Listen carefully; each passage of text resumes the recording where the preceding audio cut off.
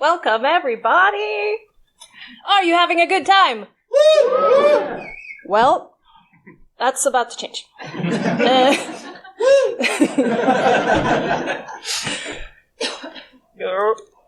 There we go. Nope. Oh, come on. I fixed this just before. Okay, I got it.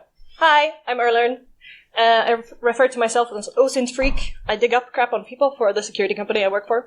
And because of a cooperation that we have with a non-profit in my home country of Sweden, I also get to merge information security and feminism in active helping women's shelters with digital security, which turns out to be a bit of a challenge. So this talk comes with a trigger warning, content warning, domestic violence, possibly also lots of terrible jokes. So I'm sure we'll all be great together.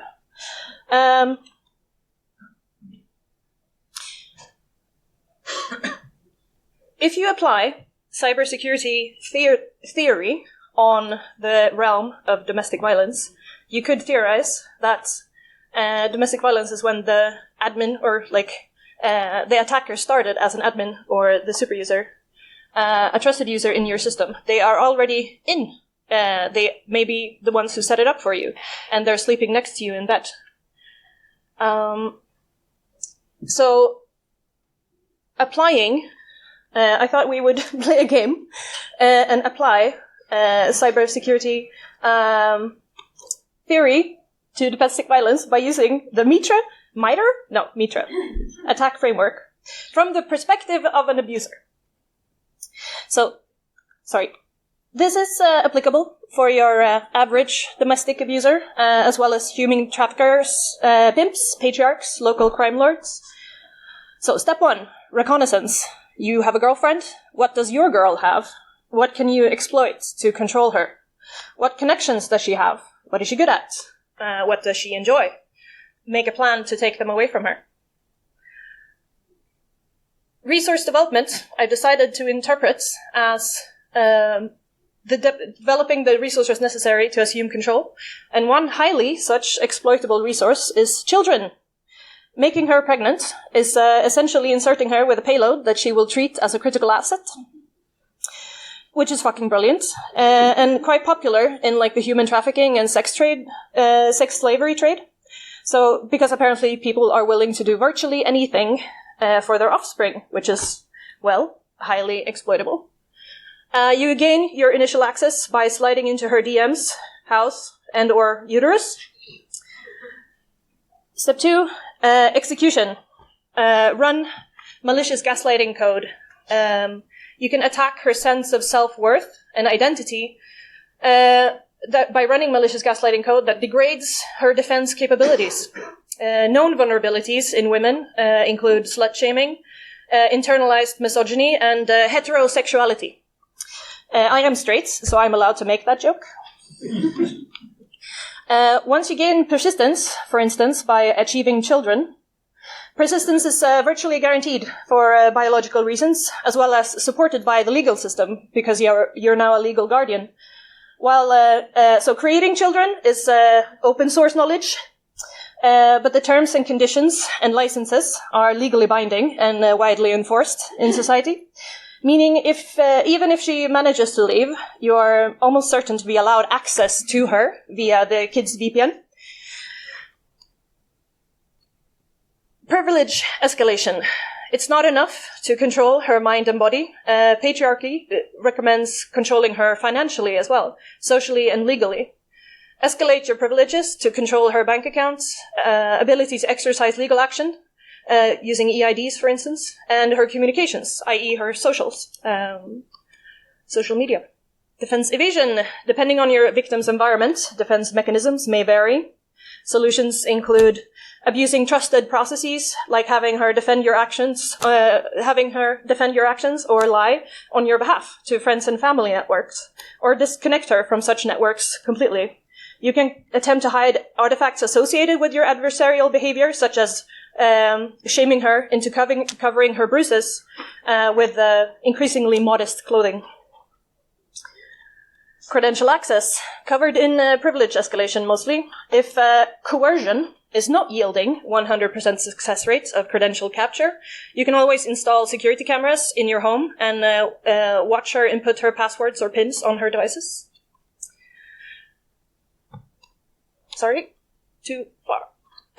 If you haven't already found out everything about her and control all aspects of her life, investigate what relationships seem prone to survive sustained attacks, such as, and may remain trusted even after you've assumed control, such as mother. Then make sure to sever that connection as well. Next up, lateral movement. I suppose the Mitra framework is not entirely applicable to the domestic abuse situation. It's becoming a bit wonky here. I'm thinking ensuring you also monitor her lateral movements is the way you can interpret this. For instance, having a tracking device in her car, or if it's a car that's new enough, it is a tracking device. And that you can get credentials to. Collect a sorted amount of nudes, lewds, and other materials that you can use to reinforce coercive measures as leverage or compromise. Make her an agent under your command and have her transport your drugs, hide your guns, take out loans for you, buy stuff for you. In general, just sign her name wherever you would prefer not to have yours. Not sure how exfiltration is applicable in this scenario, not gonna lie. I mean, at this point, like, your girl is just like a ghost in the shell of the person she used to be. Impact. The adversary is trying to manipulate, interrupt, or destroy your systems and data. That's what Mitra defines as this, at this step. Yes, people are also getting destroyed.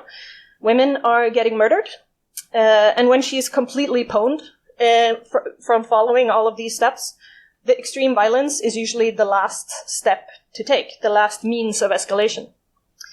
Every year, about 15 women are killed by a man they loved in Sweden, which is where I'm from.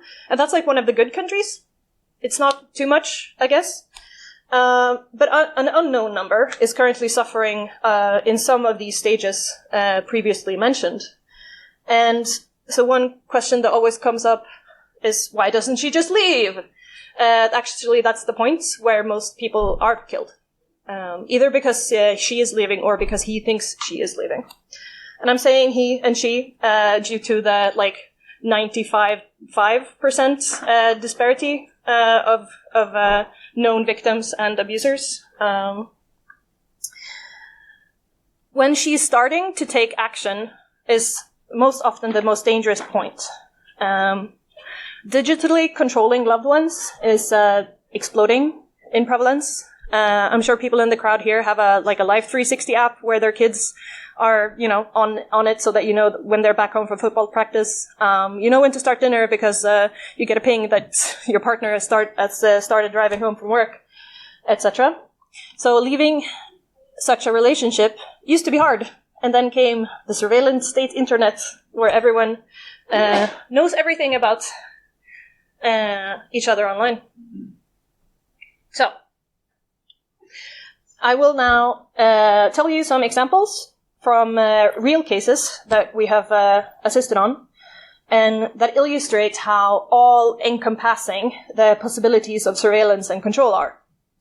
So, some ways of exerting control, including home camera surveillance. There was a woman who spoke to a shelter. She didn't think she was being monitored in her home, but there were so many things that he knew that he shouldn't be able to know.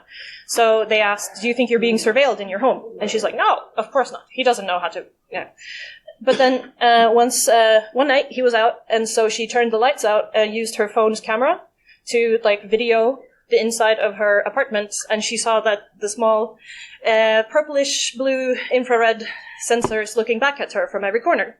And she's like, hidden cameras, great. But she managed to get out, and she's free today. Tracking hardware. It's not enough that you have to guard against the surveillance that is possible through your known the things can follow you around, like your phone or other devices. There is also completely widely available and legal tracking hardware which, for instance, Apple Watch for your kids. It's literally advertised for kids that the parents that you should get Apple Watches for your kids.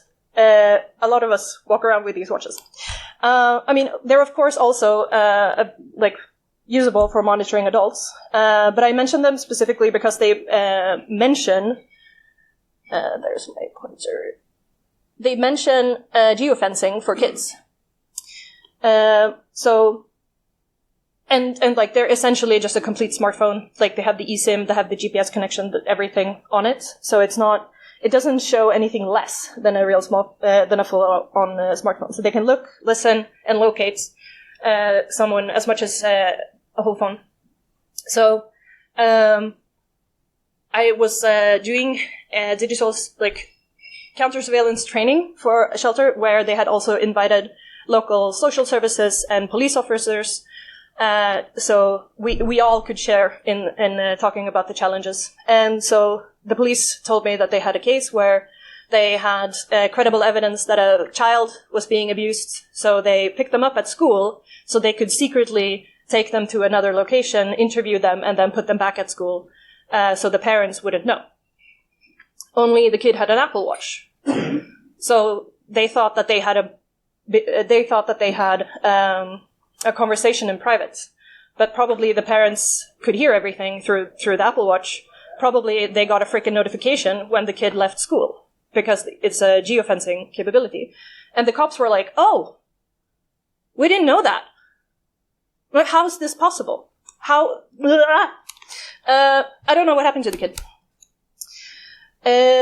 Secondly, same story with AirTags. In my opinion. Lose your knack for losing things, or your wife.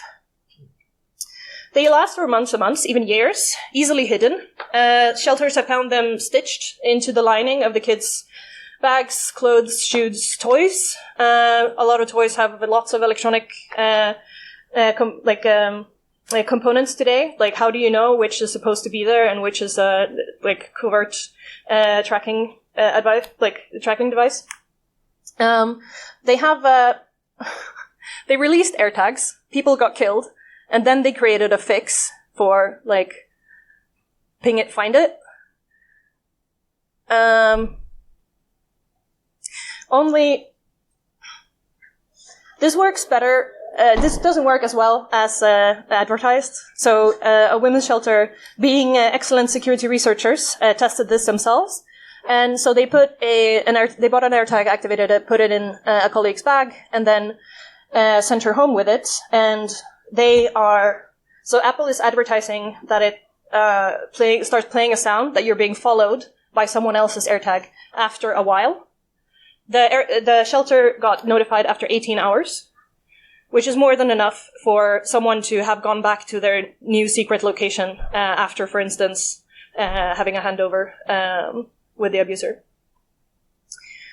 And these are like the popular mainstream world's biggest, world's most valuable company, maybe still, devices. There are, of course, a ton of less reputable products that are not covered by the Find My networks and such. Hope it works. Yes. There we are. In case you were wondering where I got my information.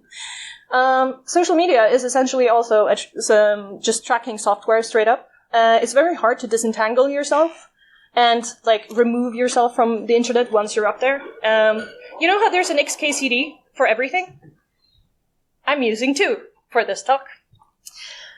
So you might be sharing your location through social media and other apps. This is known. However, if you're not in the security business, if you're not a techie, how do you really know where all these things are sharing their location? And it could be also covert location sharing, like a notes app or something that you don't expect. And then you're sharing an old login, for instance, and then you can see this note was created, blah, blah, blah. The ubiquitous EID solution in Sweden, for instance, logs where your location is every time you make a signature, verify yourself, which creates essentially a map of your locations. Camera and photo apps often store location, so and include that information if you send that photo over. And one thing that the social services and courts are doing, at least in Sweden, is that even after you've left someone, they have the right to see their kids, which means that you, as the other parent, has to provide, for instance, photo evidence that they're having a good time, or a video call, which the social services and courts are like, that's better than having to physically meet, because then it's just a video call. Yes. Do you control for what information could be leaked through that video call? What do you mean leaked? Do you clean off the EXIF data, the metadata from the photos, before you forward them to the abuser? What is metadata? You see and so, like, the level of knowledge in this area is frighteningly low in some cases, and this is still, a very digital society. Friends, my family might share your location by checking you into a certain location or tagging you in a photo like, we went to dinner. And if that photo contains information, you can OSINT freak your way to finding where that location is.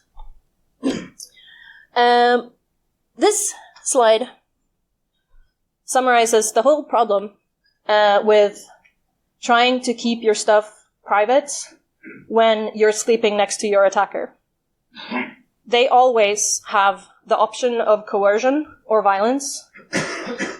And they've spent, if you follow my guide to the domestic abuse as provided by Mitra Attack Framework, you will know that breaking down sense of self-worth and self-defense is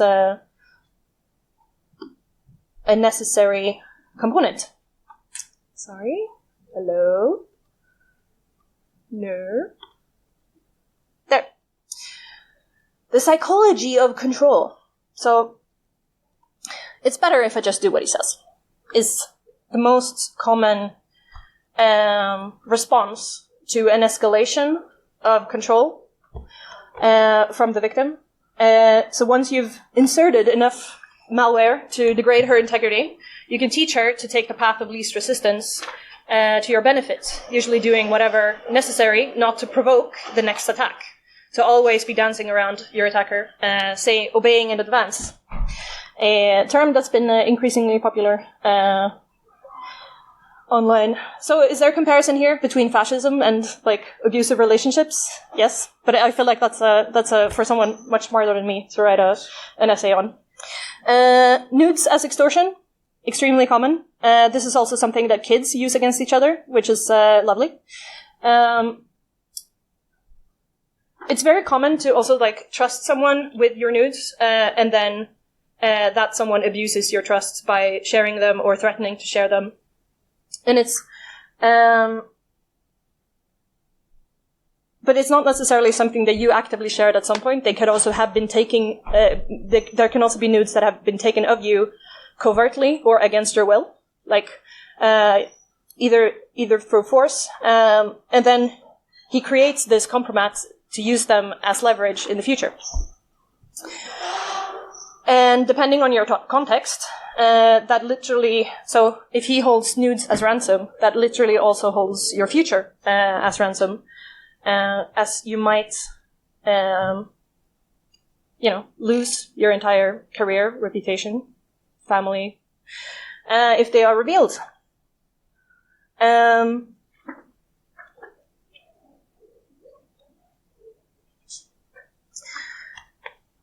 This is also very common, comes with the territory of living with your attacker. They can either sit next to you as you're entering your details, or force you to also have biometric access granted on your devices with your abuser, which is also something that's very common that people do for each other. I have my husband's thing on my phone as well, so that he can open it for me if we need to do something. And it's like that sort of level of trust can be exploited in the future. Coerced location monitoring. There was this woman who was in the process of escaping her abusive husband, who needed special help because he was constantly monitoring her geolocation. Like, he didn't have a job. His job was to sit at home and look at her geolocation moving around town, like from her workplace and stuff. And she worked in a very like large area where he could see even like which part of her building she was in. And so whenever she was in a meeting, she had to send photo updates of the, like, if they were sitting around the table, she had to sneak a photo of the people's shoes so that he would know who was in the room. So she wasn't talking to someone she wasn't supposed to. So in order to create a situation where she could speak to this women's shelter that was helping her, she prepped by taking photos of another meeting and then using those to send when she was actually in another room talking with the women's shelter. And this is like an absurd level of having to manage the persistence of an attacker. But the attacker was also absurdly possessive and persistent. So she's free today, trying to escape. It's all about the threat model, really. One thing they'll tell you at women's shelter is that it's not the capacity of the threat actor, it's his persistence, his motivation. Like, the fucker who's never going to give up is worse than the person who knows everything but actually could move on with their life. It's a battle of attrition. So the first to be exhausted is the one to lose. The first loses. If you get the feeling, like, honestly, what's the point? It's impossible to protect against all of these, like, security challenges. It's an understandable response, but it's not an acceptable attitude when your life is at stake. And we have to do what we can to survive. Why is this not? Sorry? At least my photos are working this time. Okay. Some examples of persistence we've seen. So-called parental control on devices. It seems to be a feature that there are iCloud accounts that can be like subordinate a parental account. And obviously, Apple is not going to write out easily how to escape that hierarchy, because that would allow like teenagers to break out of their, it's like, it's legal, it's default, and it's being exploited, and it's unclear how to escape if your iCloud account has that relationship with another account. And so this is of course being used, and it's really insecure because of obscurity. And so this is part of my thesis, that we've also designed a society for surveillance as a feature, rather, and surveillance by default, which is creepy. And it also makes it so that people who have technically never done anything wrong still find themselves in a situation where someone else controls all their devices or all their accounts. The car. Teslas, lol. So this is from a couple of years ago. I heard that this is not quite as simple as it used to be. But like, why would you why would you wait outside someone's home to see when she comes out so you can intercept her, when you can just park your Tesla and like look at all the angles and see when she leaves? This is something that was used in real life to surveil people. Also parking apps. I think this is a thing here, but like, I don't know, camera parking, where it's a fancy like parking system where you just drive in and it reads your license plates and it says like, welcome to, Leeds, city center parking space, blah, blah. And that notification can be sent to someone else, essentially pinging where you drive in. And then we build out these parking spaces, and there's no other option other than to use camera parking. So that means that you don't know where you can drive safely. I mean, this is a terrible future to be in. Of course, anything that the kids has, like if you're friends with them on Steam or Xbox, you have access to them that way. Social media, the smartwatch. One infuriating case, because kids always find a way. There was a safe house run by municipal social services, and they tried to enforce no devices allowed policy in the safe house because it was a secret location and they didn't want it known. So kids found the one device, the managed iPad that the safe house was sharing for entertainment purposes, and they recorded themselves doing a TikTok dance or whatever the kids are doing these days. I'm sounding very old, I realize. But they did not post any geolocation data. They did not do anything wrong. It was a relatively anonymous account. But in the damn comments, another kid posted "Oh my god, you guys are at Safe House 11? I was there too last week." Because kids, I recognize the bed sheets. That's what they said. I recognize the bed sheets. So you never know what it is that's going to reveal you. And that makes it endlessly difficult, to keep your attacker out.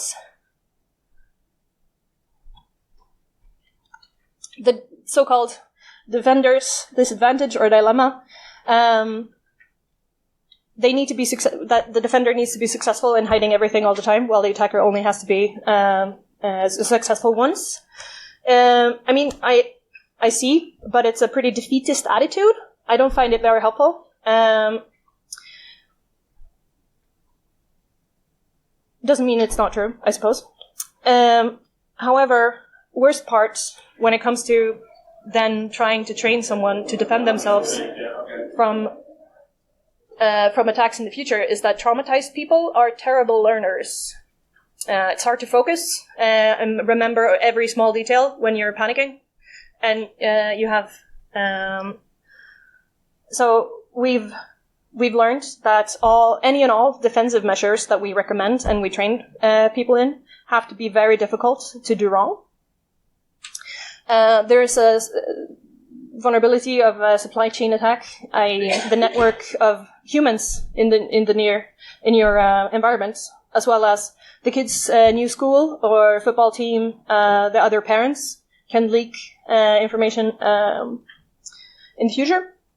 And as the previously mentioned, court order to provide the attacker with OSINT materials, such as it's considered a patch by the state. Security nightmare, in my opinion.